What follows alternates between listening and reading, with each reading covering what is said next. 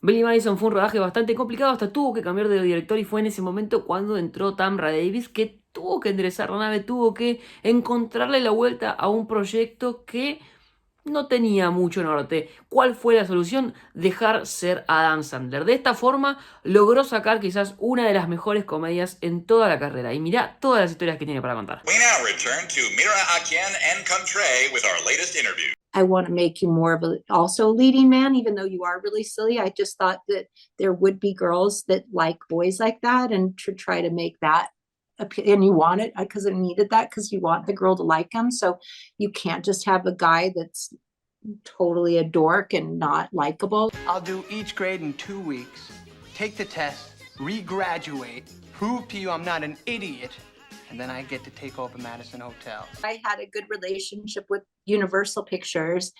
And so they actually wanted me to direct Billy Madison. So they flew me out to meet with Adam in New York originally. And I met with him and we got along really well and whatever. But he decided he wanted to go with one of his best friends to direct the picture. And I was sad, but I was like, okay. And then they started filming and it wasn't working out. Adam was stressed. It wasn't funny. They'd only shot for 3 days. Like, I can you imagine what a disaster it must have been that they were immediately like, stop the picture, but they weren't, the studio wasn't happy. So then they immediately called me on a Thursday, like Wednesday, they shut down production. They called me on a Thursday and I was on a plane and I was starting to shoot on a Monday. You just passed the first grade. I am the smartest man alive! I knew with comedy, you really have to feel like the person you're working with is the funniest person on the planet. So I really had to like get into Adam's form of humor, you know, because I knew him a little bit on SNL, but I didn't know that much. And I just got the script and it made no sense to me. I was like, what? Yeah, I was like, what is this movie about? But I thought that it had a lot of heart. Like I liked what it was about in the end. And I thought it had a good, solid message. So I just had to really immerse myself in Adam Sandler, Tim Herlihy world. And I hung out with them day and night. After work, on the weekends, we lived in the same hotel. So we were always in each other's hotel rooms.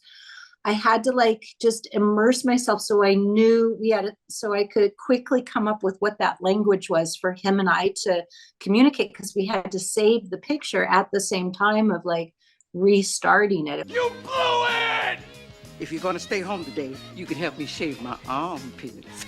My God, I'll go to school. I think like in a weird way, being a girl was very helpful because, you know, I realized from my years of doing music videos that the same way that musicians wanted to become musicians because they wanted girls to like them, there's a nice thing that you get. Like comedians love making girls laugh. They love making anybody laugh, but if they either want to make their best friends laugh or they want to make girls laugh. Can everyone say hello to Billy? Hello, Billy. I'm really good with children, so I got to work with all those kids, and I had an idea that if you're in like children's world, it's like being on acid. It's so colorful. So I brought in all this color, you know, because a kid's world is so crazy and weird. So I really tried to bring that sensibility in of this, you know, kind of bizarreness of how a child sees things as well. Because Billy Madison is like a child. This is like pre-Judd Apatow and stuff.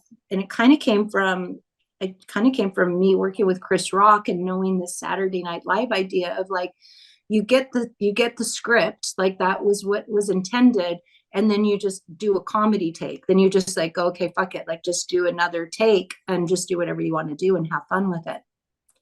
And that wasn't really how comedies were directed before. The bathroom scene when he's in the bathtub, yeah, he did the scripted, and then it was like, okay, we got that. Now make me laugh. And he did the stupid shampoo thing, you know? So it's like, so it comes out of that, you know, just like trying to get your friends to crack up. He was born into privilege. Oh, really, boy? Really? Who knew if it was going to work? Because it was so bizarre, you know, and so much of it I just realized for my own self of like, don't judge, just trust in his artistry. Let him do what he wants to do. He's a young comedian. We didn't have such crazy pressure because our budget wasn't so big. It was under $10 million. So it wasn't like the studio was breathing down our back. So we could be a little goofy. When I read the script, I was like, you and your two buddies. And then I got to set because those guys were already cast, Norm Macdonald. And I was like, that's your buddy that's written in as like you and your two friends. These are two old guys. Like, who are these guys? So I was like, it was one of those things where I just thought, okay, you just had to let go and like let him enjoy. Like, to him, he thought that was the funniest thing ever, that Norm Macdonald would be the guy that's his best friend, this crazy dude. So you just had to like go with that sense of humor and enable it and support it. Now I realize they were just mean and stupid, and just wanted to apologize, and I hope you forgive me. Yes, sure. Don't worry about it. It's no problem. It was so bizarre, like the list and then the lipstick afterwards, like, and I feel like it was all about like trying to freak everybody out. Like, what could you possibly do? Because at that point, we're all sitting behind the camera. Adam's right there with us. So he didn't do that like in a hole. It was almost like going up and doing stand-up. Like, what are you going to do? And you have, we're all here. What can you do to make us laugh? And so I think like when you have this camaraderie of these, other comedians, the same thing with what happened with Farley. Like, Farley does all that, but he doesn't care that we're trying to make people laugh later in the audience. It was like, what can I do now at this moment so that to make us all laugh? It was about the truth. Because we would do that. Then at nights we would go into our hotel rooms and do like crazy skits at night where we were laughing our asses off till like midnight. So it was all, and it was at the time we had Chris in our movie, but Chris was up there because he was shooting Tommy Boy with David Spade.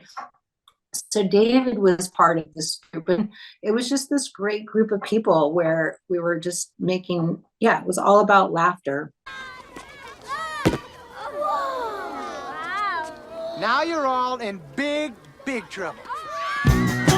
The other thing is, I read that the kids like had a little bit of a hard time while playing dodgeball. Is that correct? Did they cry?